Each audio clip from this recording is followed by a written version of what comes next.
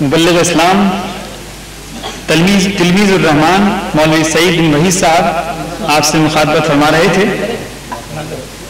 اب وقت 8:10 ہو چکے ہیں اور وقت کی کمی ہے، پھر کھانے وغیرہ کا بھی انتظام ہے، تو آخری کلمات کے لیے میں دعوت دے رہا ہوں جناب صدر محفل معز الملت سید حبیب اللہ شاہ صاحب سے کہ آپ اختتامی کلمات کے بعد دعا فرمائیں۔ مولوی سید حبیب اللہ شاہ صاحب مبلغ اسلام۔ اشہد ان لا الہ الا اللہ واشہد ان محمدا عبدہ ورسولہ، اما بعد، اعوذ باللہ من الشیطان الرجیم، بسم اللہ الرحمن الرحیم۔ قل یا اہل الکتاب تعالوا الی کلمۃ سواء بیننا وبینکم الا نعبد الا اللہ ولا نشرک بہ شیئا۔ آج کی یہ مختصر سی مگر مقدس مجلس میں جو اب تک کارروائی ہوئی، اس سلسلے میں تقاریر کے اس نور کو آپ نے اپنے دلوں میں بھرا، اور بالخصوص ہمارے الیگزینڈر صاحب کی عشق بھری تقریر جس سے کافی میں متاثر ہوں، اور اس کے بعد جو میں نے نوٹس لکھے تھے ان کی تقریر کے، تقریباً اس کے میرے دوست قابل فاضل مقرر سعید بن وحید صاحب نے بیان کیا ہے۔ اب مجھے ضرورت نہیں رہی کہ ان تفصیلات میں جاؤں۔ میں نے ایک آیت آپ کے سامنے پڑھی جو کلام پاک میں ایک مائع ناز آیت ہے جو اہل کتاب کی دعوت ہے۔ قل یا اہل الکتاب، کہہ دیجئے میرے پیارے حبیب حضرت محمد رسول اللہ صلی اللہ علیہ وسلم، آؤ تم اس کلمے کی طرف۔ قل یا اہل الکتاب تعالوا الی کلمۃ سواء بیننا وبینکم، جو تم میں اور ہم میں برابر ہے۔ وہ کیا ہے؟ اللہ نعبد الا اللہ، کہ تم بھی اللہ کو مانتے ہیں، ہم بھی اللہ کو مانتے ہیں۔ اس مسئلے پر تم اور ہم متفق ہو جائیں گے اور مشرک نہیں بنیں گے۔ تو اس سلسلے میں سلسلہ جنبانی یوں ہوگی، امن عالم کے لیے ایک ایسے مذہب کی دنیا کو تلاش ہے۔ ہندوستان میں ابھی میں ہوا آیا، برہمنوں سے ملنے کا موقع ہوا، اور دیگر ان سے نیچی قومیں جو ہوتی ہیں جن کے ہاں شودر سے لے کر برہمن تک کی کلاس مقرر کی گئی ہے، چھتری سے ملے، جو الگ الگ ملاقاتیں ہوئی تو ایک تڑپ اور ایک پیاس، ایک تجسس ان کے اندر ہم نے پایا، ایک اضطراب سا پایا۔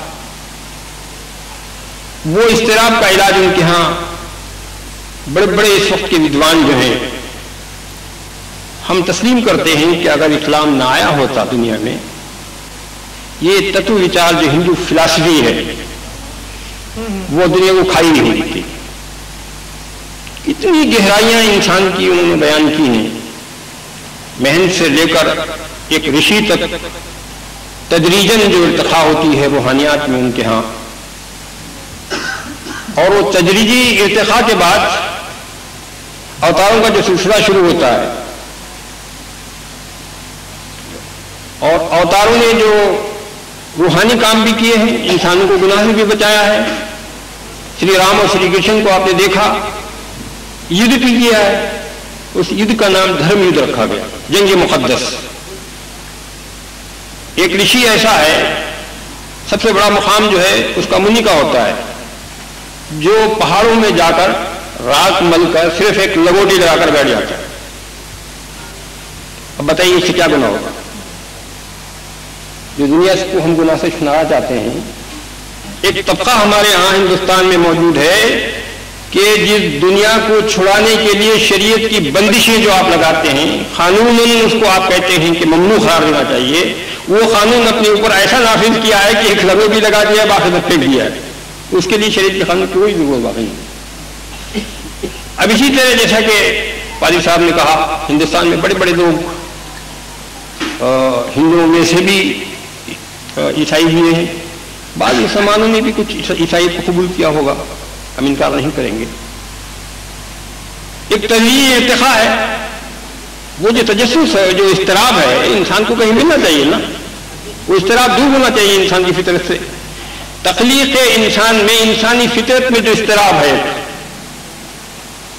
वो क्या इस्तिराब? एक आदमी जाके पत्थर के सामने झुकता है, सूरज को हाथ जोड़ता है, समंदर के सामने सजदा कर लेता है।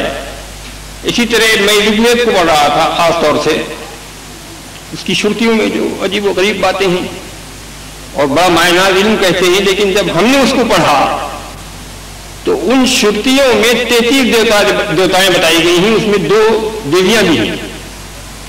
सूरज भी एक देवता है, समंदर भी एक देवता है, हवा भी एक देवता है। इन्हें 33 देवताएं इसके अंदर गिनाई गई हैं। इंद्र भी एक देवता है जो बहुत बड़ी ताकत का मालिक है, जिसके पीछे अग्नि भी चलती है, और एक अग्नि बुनियादी उनका मोहब्बत का उसूल है। खुदा को अग्नि से ताबीर दिया गया है। अग्नि क्यों कहा गया, उसकी तफसीलात को उनके मुफस्सिरीन से पढ़ा, हम नहीं उसकी तफसील करना चाहते। वो ये कहते हैं अग्नि हमने अल्लाह को इसलिए वेद में नाम दिया गया है कि उसमें जलाल है, बड़ी सी बड़ी ताकत को जलाकर फेंक देती है। पानी को देवता इसलिए मानते हैं कि हर बारीक चीजें डूब जाता है, तूफान आता है, तबाह बर्बाद करके रख देता है। अला हद क़ियास इन तफसीलात में हमको नहीं जाना चाहिए। इन देवताओं की जो वहां कद्र मंजिलत है और उन देवताओं के सामने जो उठक बैठक है, इंसान बिछ जाता है। यानी साष्टांग नमस्कार कहते हैं, पूरे हम तो 4 आंग करते नहीं, वो तो गिर जाता है, बिल्कुल बिछ जाता है जमीन में।